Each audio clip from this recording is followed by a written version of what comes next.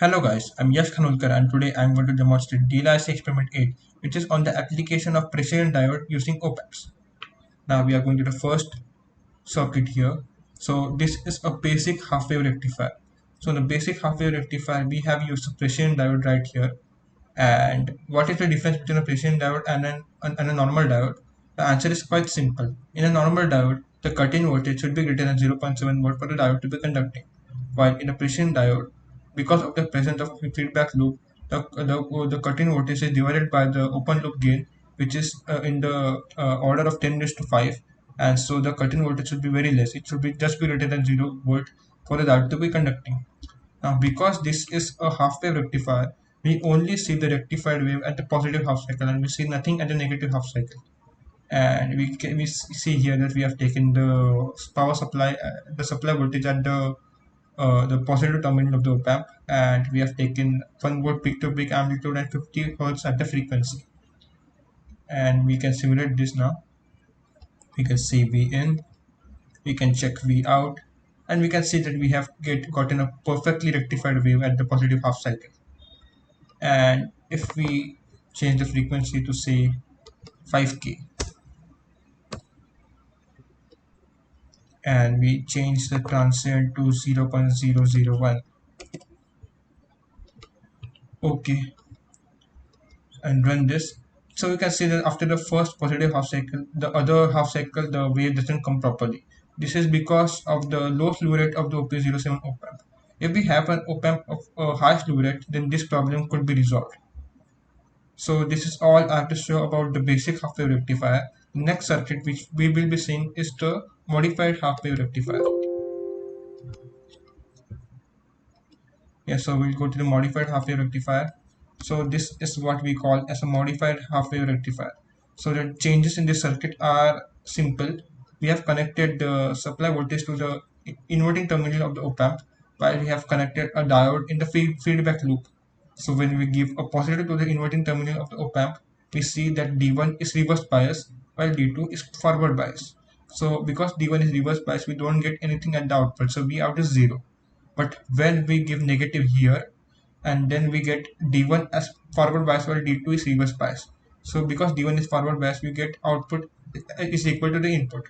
And we see V in at the negative half cycle. So we run this, the modified half wave rectifier. Yeah, so we can check V in, we can check V out, and we can see that we get a perfectly rectified wave at the negative half cycle. And we can just change the frequency to 5k,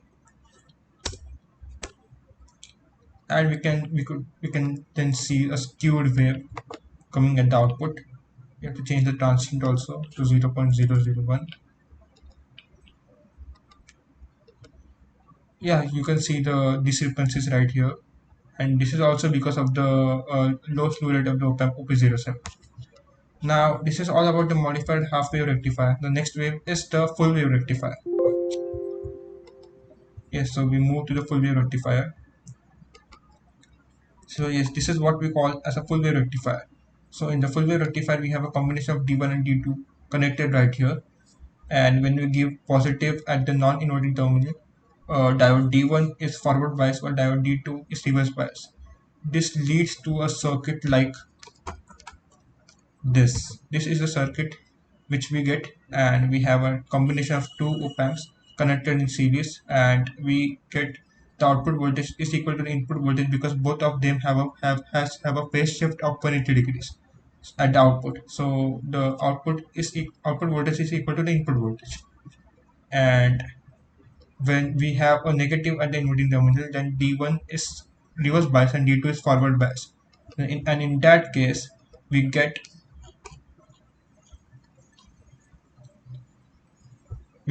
a circuit right here, and in this circuit we can take KVL at point A, and when we take KVL at A, we get equation VO equal to minus 2 by 3 VI. So this is what we get for the negative at the non-inverting terminal, and then we can just simulate the circuit. Yeah, so we check the V in, We check the V out, and because this is a full wave rectifier, we get the rectified wave in the positive as well as the negative half cycle, and we can see a fully rectified wave right here.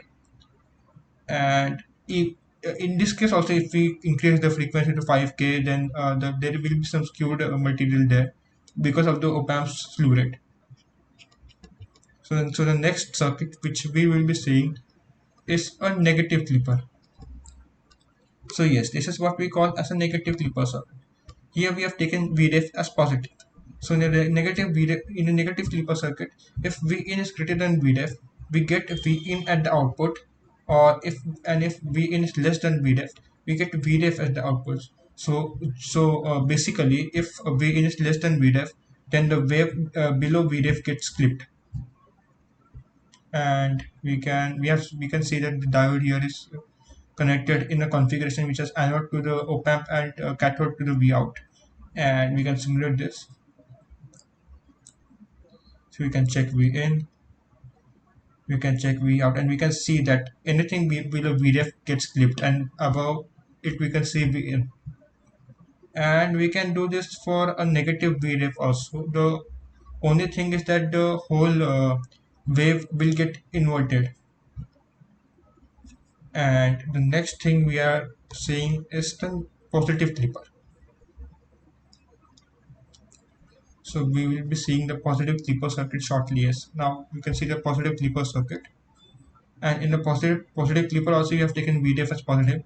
The only difference between the positive and negative clipper is that we have inverted the position of the diode, and now the diode has cathode to the op amp and anode to the Vout. Now we can see here that if Vn is less than Vref, then we get Vout as Vin, and if Vin is greater than Vref, we get Vout as Vref. So anything greater than Vref we have clipped. So we run this. So we check Vin, we check Vout, and we see that anything above Vref is clipped. And we can also perform this for negative Vref also, only the graph will be inverted. So this is what I have to say about the whole application of precision diode. And thanks for watching the video. Thank you.